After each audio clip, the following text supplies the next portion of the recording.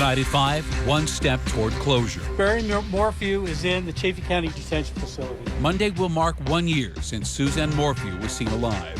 Tonight, her husband, Barry, is under arrest and facing charges for her murder. Today is a good day for Suzanne. As far as I'm concerned, today is all about Suzanne. Plus, Colorado lawmakers consider new restrictions on gun sales. And Denver leaders lay out the plan to make things feel normal when baseball's All-Star game comes to town. They worked day in and day out, sacrificing more than any of you will ever know. They even continued working and continued their sacrifices as they were being raked over the coals and second-guessed as to their skills and abilities. I'm standing here in front of you on this good day because they never quit.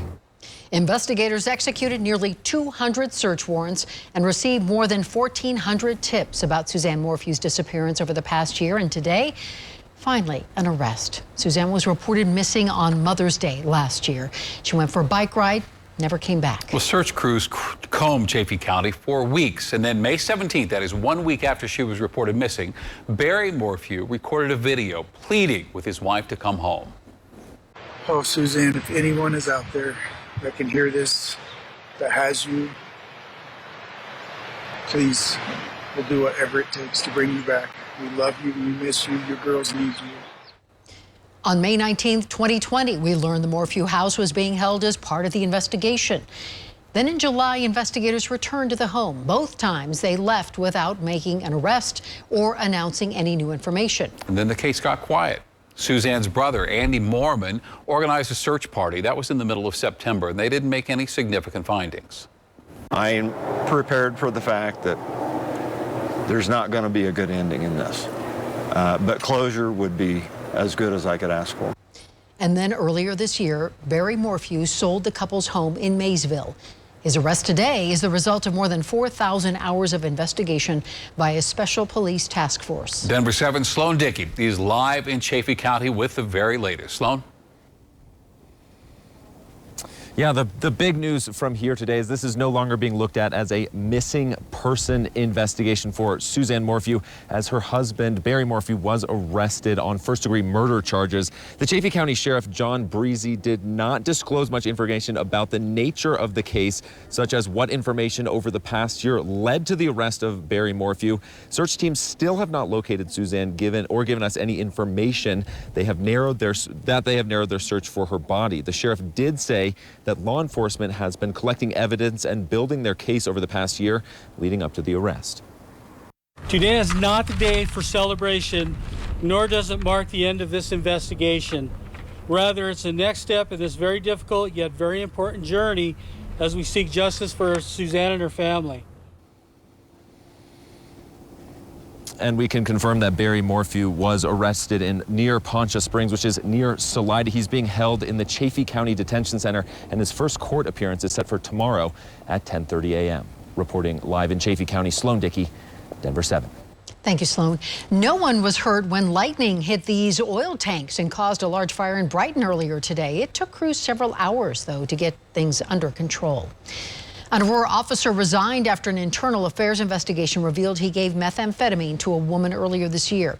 Officer Josiah Coe was caught on video giving the woman the meth and a pipe to smoke it with. In a statement, Aurora Police Chief Vanessa Wilson said Coe would have been terminated had he not resigned. Colorado's rebound is in full swing, and Denver leaders made it clear today they plan to have things back to normal by the middle of the summer. Denver7's Liz Gilardi spoke to local leaders and businesses today. And Liz, they're promising to get people out and about walking around downtown Denver.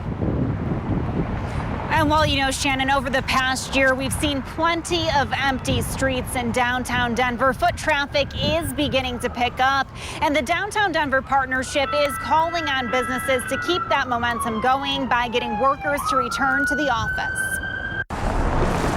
Finding the perfect spot to park this food truck has been a challenge for Chef Red. Right now, it isn't working for me downtown. Right here has been good. Most days his truck, Taste Bud Bullies, is parked near Evans and I-25, but he would love to be downtown. What can I do for you? Downtown has a great crowd to offer. I would just like to have the crowd to come to us. You know, we keep going to them, but there's no one there. So having a location downtown will be great. The COVID-19 pandemic hasn't been kind to Denver's once bustling downtown. In the early days of stay-at-home orders, streets were empty, workers vanished, and many have yet to return. It's time for us all to step up and to help reopen our economy. The Downtown Denver Partnership is working with 150 companies and calling on businesses to bring employees back. We got to make sure that it's safe and that we bring the vibrancy back. City leaders are prioritizing safety and making COVID tests available at various locations downtown as they try to entice workers to return to their offices. They also know the workplace is changing and some companies will shift to a hybrid schedule. Maybe we're doing 3-4 days a week. Whatever it is, the bottom line is better than what we had over the last 12 months where there was no one downtown. And we create the opportunity for people to interact, to go in our shops and our restaurants and help rebuild this economy. The Corner Bakery Cafe relies on that office crowd for lunch and corporate catering. Last year we were down over 80%. We're probably down about 60% right now, so and moving in the right direction. As more people return to the office, it will boost the bottom line for small businesses that are still struggling to recover. That means everything, and people are so excited to get back too when you see them, and the people we have, customers we haven't seen in a year, and just catching up with everybody. And I know those businesses are excited to see those familiar faces once again. The Downtown Denver Partnership is providing companies with resources about getting workers to return safely. And there's also those COVID testing sites set up throughout downtown, including 2 over by Union Station. Vaccine appointments are also readily available. Reporting live downtown, Liz Gilardi, Denver7. So good to have good news. Liz, thank you very much. Today, more than 1,100 new cases of the virus reported statewide, and it's likely 2 million Coloradans now will be fully vaccinated by this time tomorrow. Nearly 30,000 people received a shot Tuesday, and CDC data shows nearly half the state has received at least 1 dose.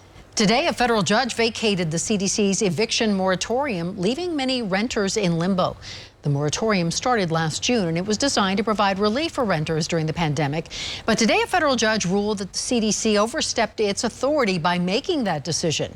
Now, an appeal is already in the works, and Colorado renters did receive some protection from the governor in late April when he ordered landlords to provide 30 days notice before an eviction. Regis University will launch a safe outdoor space for homeless Coloradans next month. The shelter will be able to house about 60 people. It'll stay open for 6 months.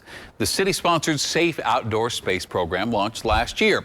The original 2 sites in downtown Denver have stayed full since they opened in December, and they'll close once the Regis site gets open and running in June.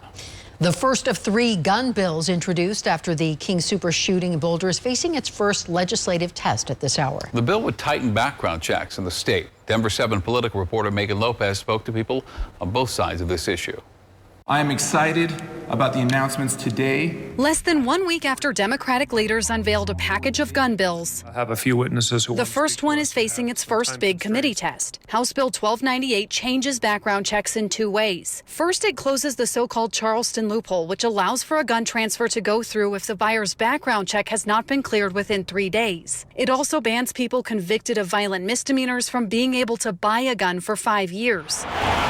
The bills are a response to the Boulder King Soopers shooting that took the lives of 10 people. You don't know what it's like until... Joel Loomis lost 3 of his co-workers in that shooting. I was kind of desperate to learn more, and I watched a live stream that somebody did, and that's when I saw the body of one of my co-workers. Loomis is now pushing for these gun bills to pass, even coming down to the state capitol. I mean, I'm a little nervous about the whole thing. To testify and to put a face to the tragedy. The way I've coped with grieving is trying to bring about change. Because something that was also hard in the aftermath was knowing someone could do exactly the same thing again. Others say this bill is not the right answer. Taylor Rhodes is the executive director of Rocky Mountain Gun Owners. He says the Charleston loophole doesn't happen in Colorado. Gun shops across the state of Colorado will not transfer it after that 3 days simply because they don't want to get in trouble with their insurance. And he says the second portion of the bill could cause more delays for legal owners and confusion. This type of legislation doesn't do anything but further restrict the rights of law-abiding citizens. With that, For now, supporters and opponents of the bill will make their case as lawmakers decide whether this policy is the right one for Colorado. Megan Lopez, Denver 7. The showers are ending. Now comes a nice warm-up before the next big storm. Plus, a nationwide recall for a treadmill linked to at least one death.